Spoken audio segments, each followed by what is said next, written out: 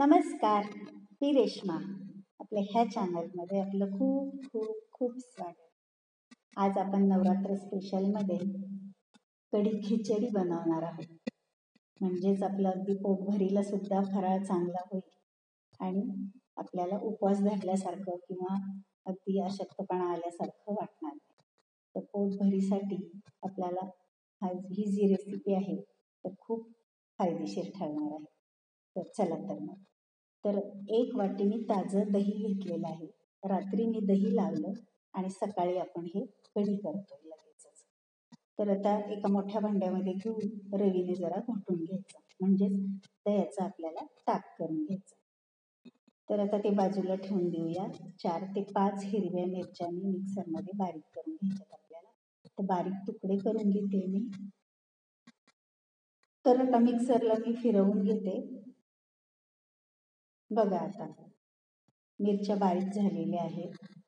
आता ते बाजूला ठेवून देऊयात आणि त्या काढून घ्यायचे ती मिरची आणि त्याच भांड्यामध्ये आपण 3 ते 3.5 चमचे बारीक असा शेंगदाण्याचा कूट घ्यायचा. तर तुमच्याकडे कूट नसेल तर भाजलेले शेंगदाणे सुद्धा तुम्ही घेऊ शकता.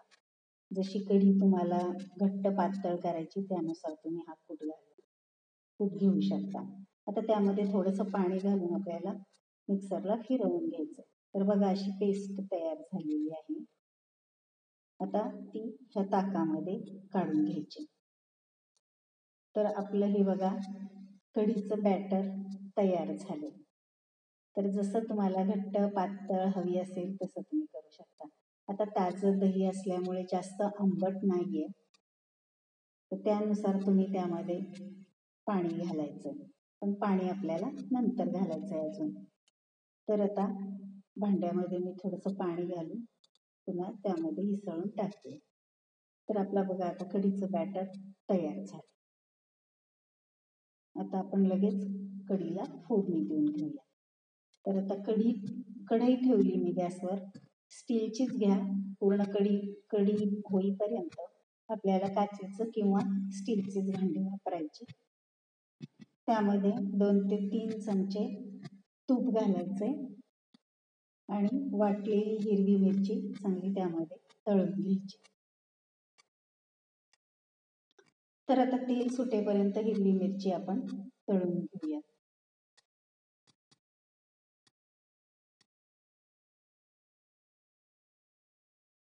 आता हिरवी मिरची तळून झाल्यावरती त्यामध्ये थोडंसं पाणी घालायचंय पहिल्यांदा. डायरेक्ट हे ताक आपल्याला ओतायचं नाहीये. तर थोडंसं पाणी टाकल्यानंतर आपल्याला हे ताक आपण त्यामध्ये टाकायचं.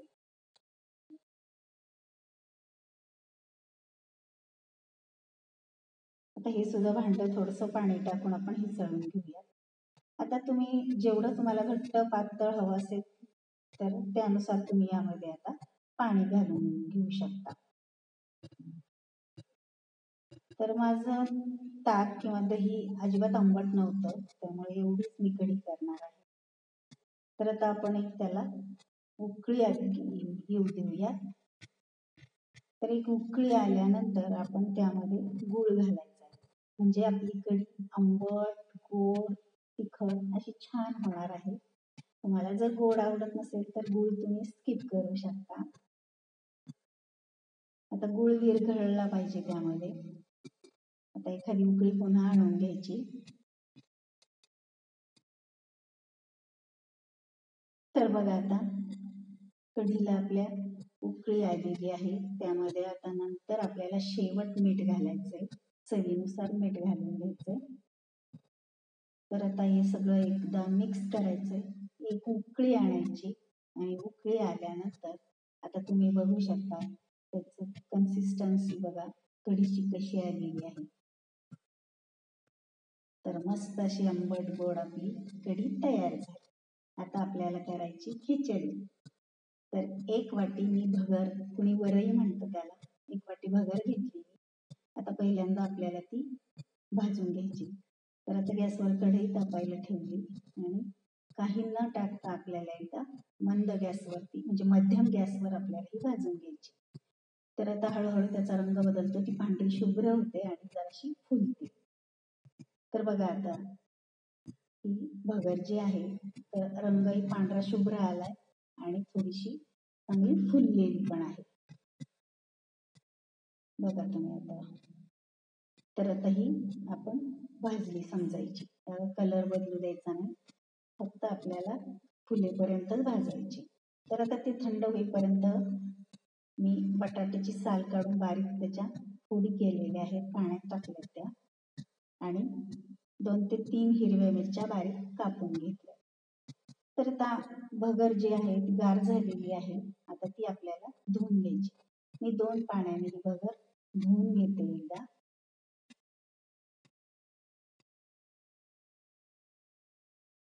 तर आता भगर पण आपली धुवून झाली. आता आपल्याला लगेच खिचडी करायला घ्यायची.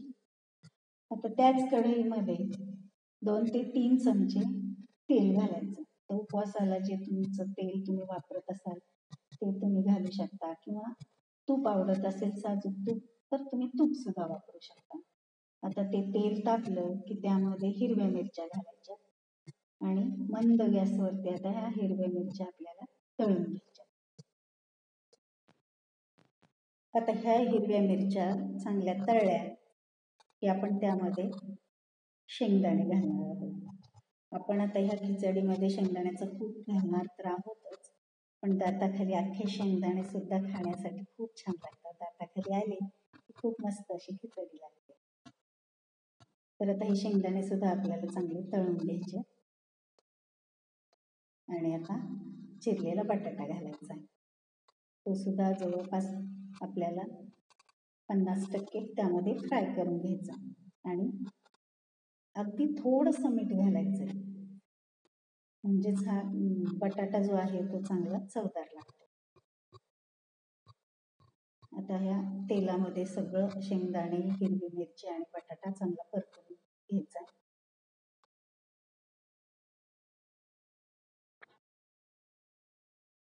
तर बघा आता बटाटा थोडासा उलटण्याचा जोर दिला की 2 तुकडे होतात बटाट्याचे. अजून अर्धा कच्चाच आहे हा बटाटा. आता लगेच त्यामध्ये आपण धुतलेली जी भगर आहे ती टाकायची.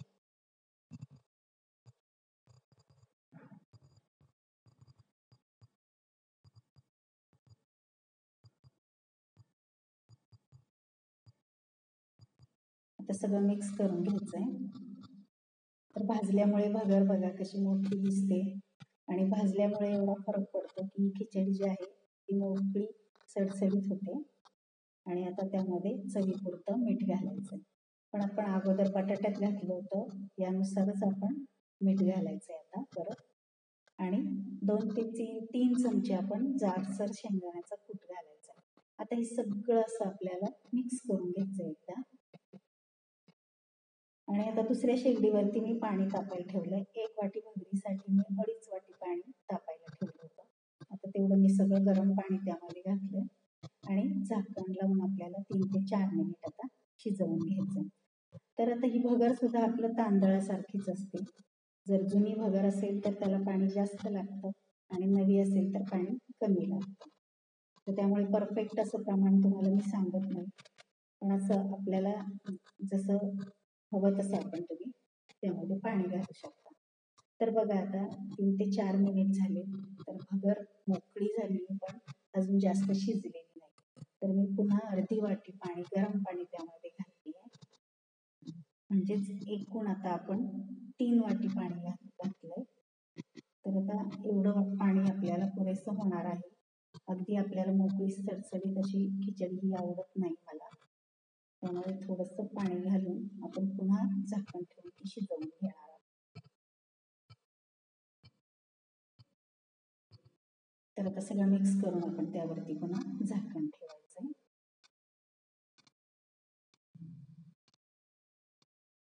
तर बघा आपली खिचडी सुद्धा छान शिजवून तयार झालेली आहे खाण्यासाठी. आपली कढी आणि खिचडी पूर्णपणे खाण्यासाठी तयार झाली. आजचा फराळ आपला आहे कढी आणि खिचडी.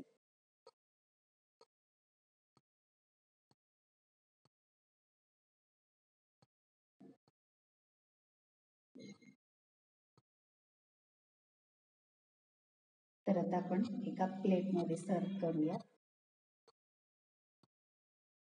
तर पहिल्यांदा घेऊया गरमागरम अशी भगरीची खिचडी, किंवा तुम्ही भगरीचा भातही म्हणू शकता त्याला. आणि आंबट, गोड आणि तिखट अशी कढी, त्याला जोडीला तळलेले वेपर्स. तर चला तर मग देवीचा नैवेद्य तयार झालेला आहे. खिचडीवरती थोडंसं 1 चमचाभर साजूक तूप घ्यायचंय आणि मस्त असा फराळ करायचा. तर देवीला नैवेद्य दाखवून आपण हा फराळ करूया. तर बघा, कढी आणि खिचडी खाण्यासाठी रेडी आहे. तुम्हाला जर कढी खिचडी आवडली असेल तर आपल्या चॅनलला लाईक, शेअर आणि सबस्क्राईब करा. चला तर मग भेटूयात पुढच्या अशाच उपवासाच्या